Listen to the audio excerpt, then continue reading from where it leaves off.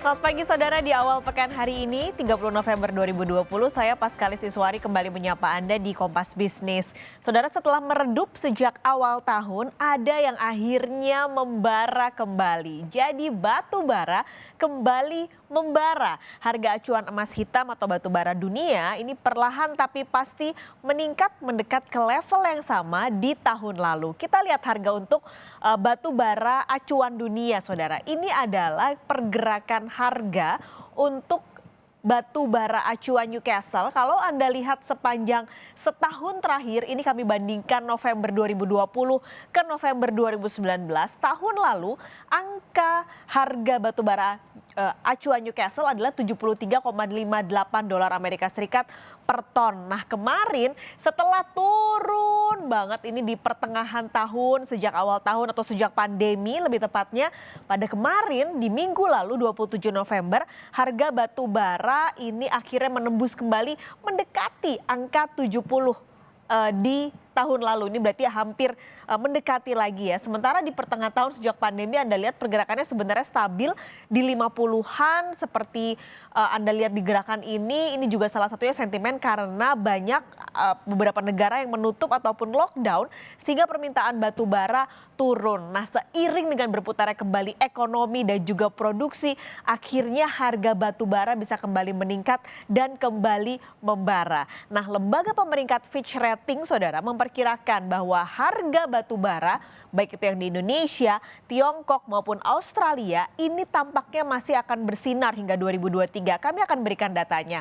Dari data yang diberikan ataupun riset yang dilakukan oleh lembaga Fitch Rating, kalau Anda lihat bahwa batu bara di Tiongkok maupun Australia, bisa ditampilkan grafiknya, di 3 negara besar yang merupakan negara penghasil batu bara, bahwa pergerakan harga hingga 2023 ini akan semakin meningkat. Baik itu di Australia di 2020 angkanya di 58, 3 tahun kemudian bisa di angka 66, lalu untuk batu bara di Tiongkok ini dari 77 masih stabil tapi akan sempat naik di 2021 dan 2022. Sementara menurut Fitch Rating untuk Indonesia angka di tahun ini masih ada kemungkinan akan naik terus bahkan hingga di 2023 akan ada di angka 32 dolar Amerika Serikat per ton.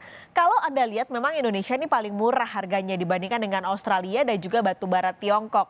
Karena kalori batu bara yang dijadikan riset untuk harga batu bara dunia ini paling rendah untuk Indonesia.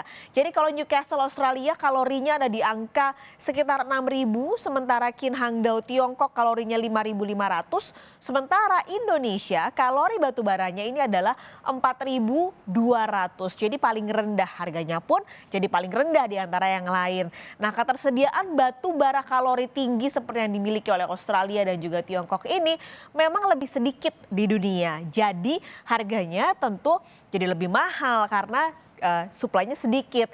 Secara kualitas juga batu bara kalori tinggi ini dianggap lebih ramah lingkungan karena diklaim emisinya lebih rendah dibandingkan dengan batu bara yang kalorinya lebih rendah seperti yang ada di Indonesia. Nah ada yang baru lagi saudara, kita akan berikan datanya. Jadi pekan lalu Indonesia ini baru dapat kontrak pembelian batu bara oleh Tiongkok. Jadi nilainya kalau Anda lihat ini transaksinya mencapai 1,46 miliar dolar Amerika Serikat, besar banget. Kalau dirupiahkan dengan sekitar 14 ribuan berarti ada angka 20,6 triliun rupiah. Nah ini adalah kerjasama antara Asosiasi Pertambangan Batubara Indonesia dengan China Coal Transportation and Distribution. Ini baru saja sepakat dan kontraknya adalah 3 tahun dimulai tahun depan di 2021 berarti hingga 2024. Nah tahun depan rencananya volume perdagangan akan mencapai 200 juta ton. Ini tentu kabar baik karena sebenarnya dengan adanya peningkatan pembelian dari Tiongkok tentu bisa jadi pemasukan yang baik juga untuk Indonesia. Nah kok bisa sih Indonesia dapat nilai sefantastis ini? Ini karena sebenarnya Indonesia kecipratan untung. Jadi tepat banget beberapa saat yang lalu Tiongkok ini melarang masuknya batu bara asal Australia ke Tiongkok. Bahkan sampai ada puluhan kapal ini diem di pelabuhan di Tiongkok dari Australia karena nggak boleh turun, nggak boleh nurunin batu baranya karena dianggap punya masalah yang tidak memenuhi standar kualitas lingkungan hidup Tiongkok nih, batu bara asal Australia. Menarik sebenarnya karena kalau dilihat kan kalori batu bara Australia ini lebih tinggi ya dibandingkan dengan kalori batu bara di Indonesia. Tapi ternyata Tiongkok kerjasama dengan Indonesia dan bahkan nilainya sampai 1,46 miliar dolar. Jadi harapannya ini bisa mendongkrak lagi harga batu bara domestik, apalagi kalau Anda lihat pembelian atau perdagangan batu bara antara Indonesia Tiongkok ini kalau Anda lihat dari datanya di 2019 kita bisa mencapai 115,03 juta ton. Karena pandemi turun di 2020 Oktober angkanya adalah 86,88 juta ton untuk perdagangan antara Indonesia dan juga Tiongkok untuk pembelian batu bara. Jadi emang turunnya juga lumayan ya. Nah, lalu bagaimana sebenarnya kondisi batu bara di Indonesia saat ini? Kita lihat datanya saudara. Jadi kalau Anda lihat untuk batu bara produksi Indonesia ini ada di angka 459 juta ton dengan ekspornya memang paling tinggi mencapai 327 juta ton.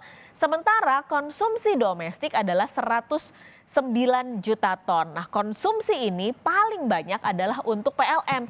Masih 70% adalah untuk PLN, lalu untuk pengolahan dan pemurnian sekitar 11%, disusul dengan semen 10% dan tekstil dan kertas sama-sama 4% untuk penggunaan domestik di batu bara ini. Nah, yang saat ini didorong sebenarnya untuk penggunaan konsumsi batu bara domestik adalah konversinya saudara atau gasifikasi batu bara.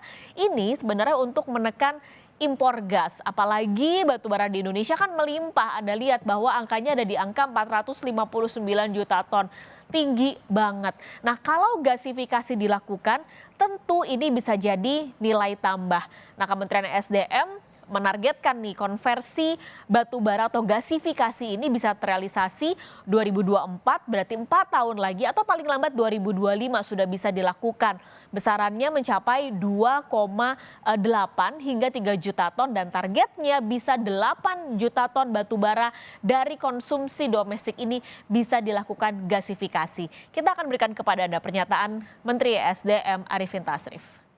Melakukan program hilirisasi industri untuk konversi coal, synthetic gas untuk terus kemudian menjadi final product. Jadi how dan when-nya sudah ada gambarannya. Tadi saya sampaikan sebelumnya bahwa kalau ini kita konsisten melakukannya 2035 ini kita sudah bisa menggantikan seluruh LPG dengan produk-produk DME.